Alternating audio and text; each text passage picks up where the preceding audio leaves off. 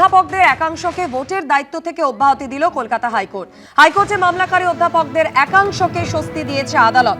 আদালতের কি নির্দেশ, কি পর্যবেক্ষণ, আরো বিস্তারিত জানাবেন প্রতিনিধি সৌভিক মজুমদার আমাদের সঙ্গে টেলিফোন লাইনে রয়েছে।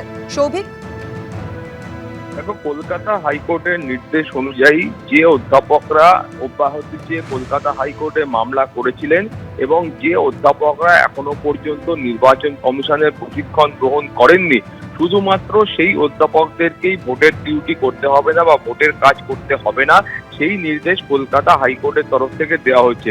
এখন তুমি জানো যে অধ্যাপকদের একাংশ তারা কলকাতা হাইকোর্টে এসেছিলেন এবং তাদের বক্তব্য ছিল যে নির্বাচন কমিশনের যে গাইডলাইন আছে বা যে রুল রয়েছে, সেই রুল বা গাইডলাইন অনুযায়ী যখন কোনো অধ্যাপককে ভোটের কাজে নিয়োগ করতে হয় তখন কিন্তু তাকে কারণ বলতে হয় যে কেন তাকে অপরিহার্য বলে নির্বাচন কমিশন মনে করছেন এবং কোন পরিস্থিতিতে অধ্যাপকদের এই ভোটের ডিউটি দেওয়া হচ্ছে সেটা লিখিত আকারে নির্বাচন কমিশনকে জানাতে হয়।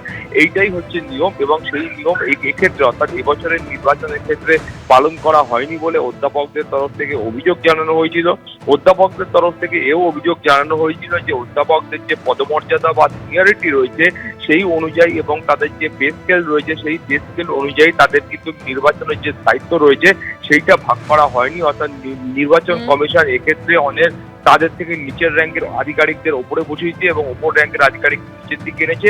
এই অভিযোগে তারা কলকাতা হাইকোর্টে মামলা করেছিলেন, ফলে সেই মামলার প্রেক্ষিতেই তাদের একাংশকে স্বস্তি দিয়েছে।